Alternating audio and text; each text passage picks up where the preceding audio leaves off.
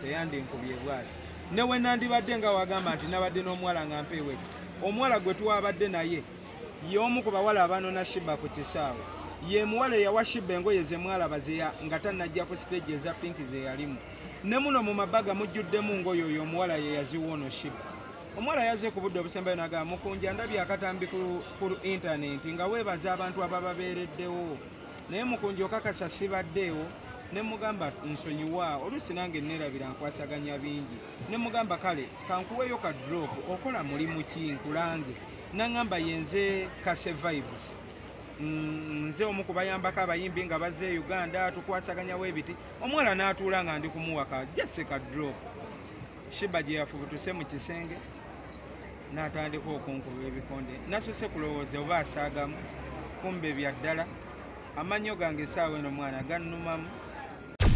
Export TV to the world.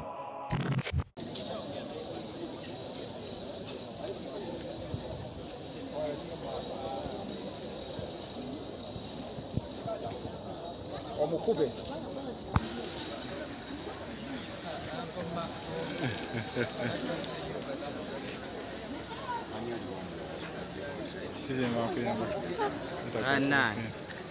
King Sheebah amaze nadda.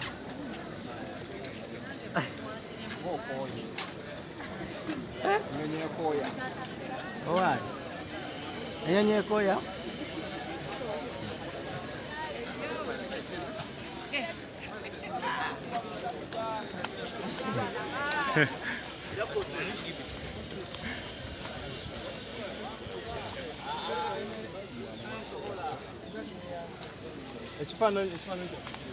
Give him a hug, Papa.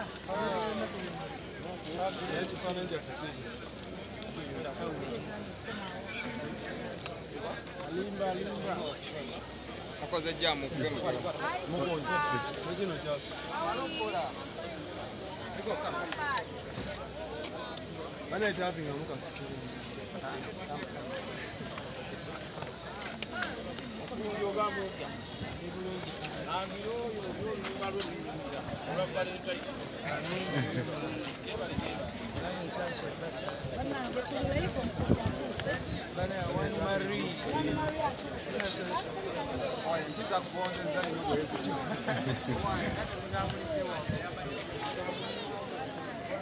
tuliko wani abali ku Export TV embeera bweto bwetambula Mukunja Atasera atuuse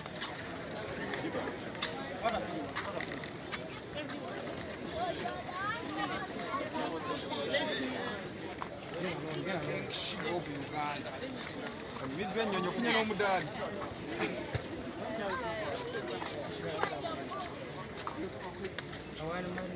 One Marie mwalinnyo mu kitundu tusanyuse naffe twasanyusa obbala wakukomawo yes mwebale kukomawo bannange yes muli live mutapenge screen Sheebah n'Omukunja batuuse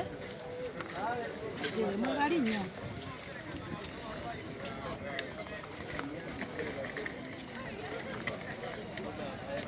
sente nga mumpadde lukumi lwakira mwakoze dole engeri kengebula yangu omukomako mutapenge screen Omukunja ne Sheebah batuuse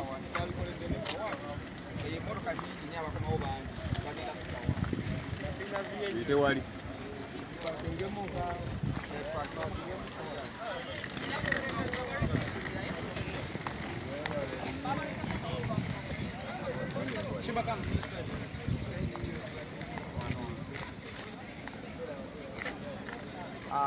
briefly kubaniriza mu kulikeeyo ojja kwogerako nnyo vibe ng'eri wansi kiki tuvuddeyo naffe tusanse nnyo tuuka e Uganda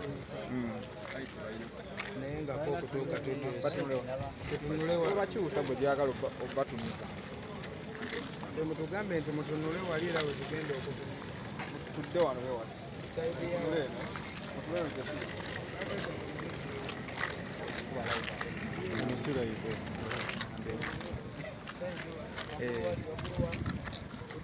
badde ekyekkata n'abantu mwebale bakuba muziki ekisookera ddala tukomyewo mwebale nnyo okutusabira mwebale abatuwagidde twagala ebyokwogerako bingi naye basimanyi tutandikirewa okuva we twasimbula okuva e Uganda we twabaleka bano ne tulinnya ennyonyi ne twolekera Quatar.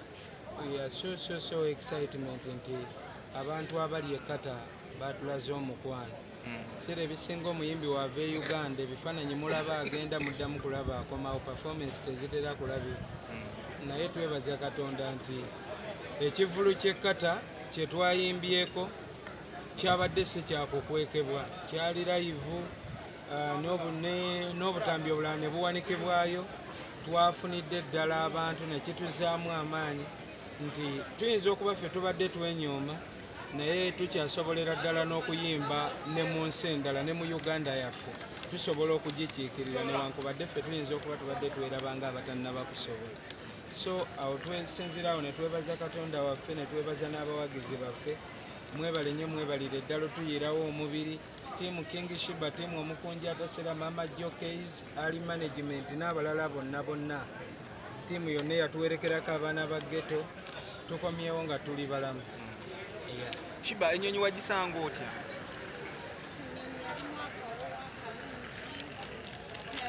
Yalimu empewo ennungi nga terina kibugu mpoziko nga twavaamu mwalimu eggugu naye nga tewali buzibu bwonna bwonna. Omuntu yali mu mbeera ze. How's Quatar? Quatar ogisanze otya? Ekibuga kituukamu nawe nga kitukula bulungi nnyo, wakisanga otya? Quatar ekibuga ky'abantu batambuze ate bantu ba TV abeerawo jasi ng'ali ku TV abeerawo nga kale nga yeeyagala mu mbeera ze zonna. Ng'anyumirwa embeera ze. Tebalinga ffe ne Uganda. Uganda omupiira mu kunyumirwa n'ebirala. Mukunja, munyonyi wali okubiraani essimu akugguliremu nga weesibidde mu ttooyi? Nali sikuba simu jasi toyi yanzigalira jasi ennyonyi we yali esituka kuba guno ye gwabadde omulundi gwange ogwasooka okulinnya ku nnyonyi. Kati ennyonyi we twagituulamu nali mpulira bulungi naye we yali esituka awo entebe awo ng'eyambuka mu bbanga olubuto ne lufunamu okukyankalanamuko katono. Kati we twayingira ne ŋŋendako mu ttooyi. Kati mwalimu obupeesapeesa bungi nga w'omanyi onyigako kano n'onyiga ku kali n'onyiga ku kano n'onyiga ku kali. Kati ate mu kunyiga ku bupeesa akapeesa ne kandookingirayo. Kati ne bavuga naye nga mbayita tebawulira. Era kumpi olugendo okuva e Uganda kumpi nga tunatera otuuka e Quatar natambulira mu ttooyi. Lwonna kwalumalako ng'oli mu ttooyi. Era eno ennyonyi yansaze amagenda n'amadda naye tusabe Katonda atuweeyo ennyonyi endala gye nja osobola otambuliramu kuba leero mu kukomawo ttooyi nga saagala yadde ogisemberera yadde ogitunulako obutunuzi kuba mbadde saagala kuddamu kutuuka ku mbeera gye natuukako mu magenda. Abantu bagambye ab'ennyonyi bakuwe ekirabo kuba bakubira akalango n'obalaga engeri gye bakusibira mu ttooyi osaana bakuba bwa ambasada bwa nnyonyi. Quatar Airway ye yatuvuga.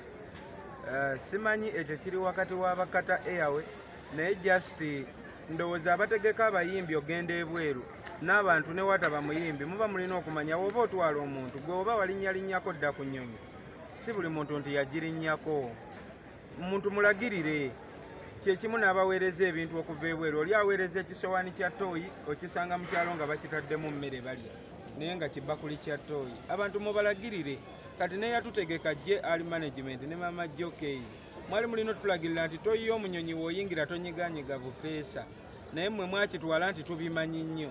Kati ennyonyi n'egenda enzigalira olugendo lwange lwonna ne ndumala mu ttooyi lwakuba nti kyetwebaliza Katonda toyiyo ennyonyi eba yanjawuloko ku ttooyi zaffe ze tubaamu mu ghetto nti ttooyi zaffe ezeeno bakuggalirayo eddakiika 2 zokka ogenda ofulumayo ng'ogamba obadde munda eri wansi. Naye eno ttooyi eno nagenda ogivaamu nga toyinza nakumanya nti mbadde mu ttooyi nga mpunya bu perfume. So ye ekyenjawulo kye nasanga mu ttooyi y'omu nnyonyi. Kiki oyinza okugaa nti tosobola kyerabira ku lugendo lw'e Quatar? Olugendo lw'e Quatar sisobola kwerabira omukwano abantu abali e Quatar naddala Abannayuganda gwe baatulaze. Bannayuganda bwe baatuuka eyo e Quatar baafunayo emikwano gyabwe egyeyo nagyo ne gyatusanyukidde bulungi. Ekyo kyokka kyatuwadde amaanyi.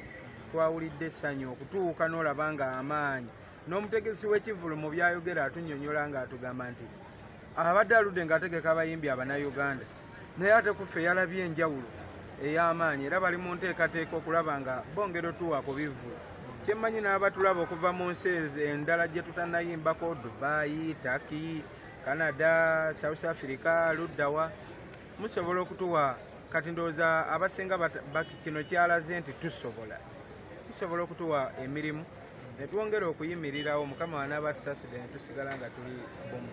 Owaayi awaadi ze babawadde ozyogerako ki? N'emidaali gye mwambadde gyaki? Tulaba midaali mwakoze eki ennyo ekibambaza emidaali? Awaadi ze baatuwadde okwawukanako n'abaleeta awaadi ne beesudi yaffe awaadi zaffe yazituwadde yakyamuse bukyamuse tezirina nnyo kigendererwa era tekuli bigambo yatugee tutuuke Uganda ffe twewandiikireko kye tuwulira kye twagala nga bwe banaakuwa bulanka kyeke nti bweteeremu sente z'okolaki oba oyagala miliyoni 10 z'oba ojjuzaamu oba ebizibu byo bya mitwalo 2 teekamu kati naffe baatuwadde awaadi tujje Uganda yatubuuzizza mwe mwagala basiima mutya Sheebah tumutuume best upcoming artist of the year 2023 Omukunja tukutuume ki man of the year nangamba mutuwale mwewandiikireko bye mwagala kati so tusobola okwewandiikirako tuyinza okweyita bapulezidenti b'eggwanga tuyinza okweyita kyonna kye tuwulira kye twagala naye ng'alabika naye yabbye enzibe obanga waliwo be yaziggyeko be baaziwa n'asasaako ebigambo so awaadi baazituwadde anko Kanaabe alina kuluye yatuuka eyo sebo yafuuka pulezidenti ekkata naye nga naye muna-Uganda so tumwebaza okutusima mu mbeera eyo webale nnyo webalire ddala. So ennyonyi ekooya nga bwe bagamba nze ensi yenkoyeza bintu birala ebyankoyeza. Biki ebikooyeza? Kuba tolina vibe. Tulaba mwena temulina vibe. Ki ekyebakooyeza? Ennyonyi ze yankoyeza esundasunda n'ebanka ekussa ate n'ekwambusa n'ebanka ebyessa n'owulira nga wenna tobutegeera ng'owulira ng'obulamu obugendera ddala. Kati sodde simuyo nga tetulaba era babantu mulinga omuli erinnya. Owaayi mubadde kata nga munyumirwa naye nga tulawo vidiyo mubeera mu kuyombagana buli ssaawa obuzibu ki? manyi mu bulamu waliwo ebintu ebituukawo nga naawe tewabisuubira. Nze okufuna opportunity y'okulinnya ennyonyi nagulaba ng'omukisa ogw'amaanyi ennyo Katonda gwaleese. Saamanya nti ate omukisa guyinza n'otuviirako okwawukana oba okutuuka ku bye tugenda okutuukako kati. Saamanya nti omuntu wange asobola okweyisa nga we yeeyisizza nga tuli ekkata. Era sikisuubirangako kuba n'ebbanga lye tubadde Uganda. Live alone bye tubeera oluusi ne tubaako mu vibe ne tuba mu bya content. Naye sisuubirangako nti Sheebah asobola okweyisa bw'ati. Era up to now nkyalemereddwa okusalawo ki kye nsobola okukola. Kuba tunuulidde ebintu bingi ne mbigattagatta ne ŋŋamba ensi gye tulimu erabika eriko ekitateredde.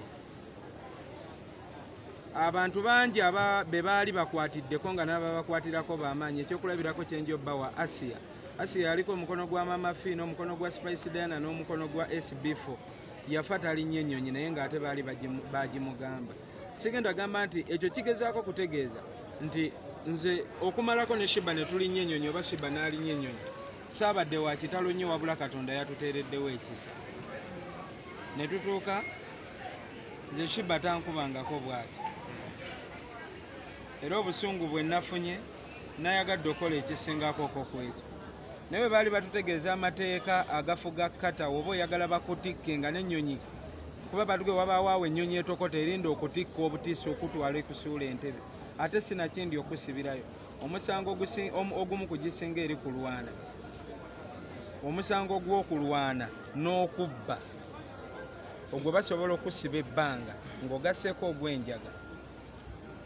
Bwe natunudde Sheebah nga nkuba ebikonde ekituufu kiri nti nze saayenze naye ate era newe nandibadde nnyenze Sheebah okusinziira gye tuvudde tannafuna lukusa lunkuba bw'ati. Tube benkanya. Sheebah tannafunako lukusa kunkuba bw'ati. Era namutunuulidde bwe nti nga ntudde mu ntebe nga nnoonya eky'omukolera nga sikiraba. Nga wensituka wansi ne mukwatako engalo zange bwe ziti asobola okunkalira mu ngalo. Agaali amasanyu ne gavaamu amaziga. Bwe yamaze okunkuba n'atambula n'agenda mu kisenge. Saamuddiza, sina kye namukoze. Nabadde nsuubiramu. We neebaseemuuko akatono nalowoozezaamu ne ŋŋamba tuyinza otuuka Entebbe nga Nakiwala mami Nakiwala Kiyingi oba nga poliisi y'eggwanga esindise abampi n'abawanvu bajje bakwate Sheebah. Sisanzeewo n'omu. Nenkyusaamu akafaananyi singa nze nakubye Sheebah bwe nti. Manyi bino ebintu tulina obaamuuko ffeeyo olumu. Singa nze nakubye Sheebah bwe nti. Wano Nakiwala Kiyingi singa emmotoka ze tezipaakinze. Singa poliisi n'amagye tebyaweddeyo wano. Essimu tebandigikubye special ne bandetera mu nnyonyi yange yanjawulo okuntuusa wano. Nga nkoze ekivve ennyo. Kati okay, kambuzeemu. Ye Sheebah kye yakoze omwana omulenzi taba muntu. So, enkola yammwe ey'ebintu abatudde ne mu ofiisi mugenda tutuusanga ogenda mu violence. Era kino kyayongedde okundaga abantu abatayamba abantu balina ensonga zaabwe lwaki tebabayamba. Oli n'abeera n'ekyokulya kye nze nalaba nga abagagga bangi aba n'ebyokulya ne biddiba n'awaako embwa ze ne zirya ne zikkuta ebisigadde n'abiyiwayo ku kasasiro. N'ogamba lwaki abiyisiza ku baana abali ku luguudo abafa enjala n'atabibawa. Abasajja abatuufu obutayamba muntu. Buladi abantu si baddala. Teyandibadde Sheebah n'ankola bw'ati. Teyandinkubye bw'ati. Ne we nandibadde nga wagamba nti nabadde n'omuwala nga mpeewe.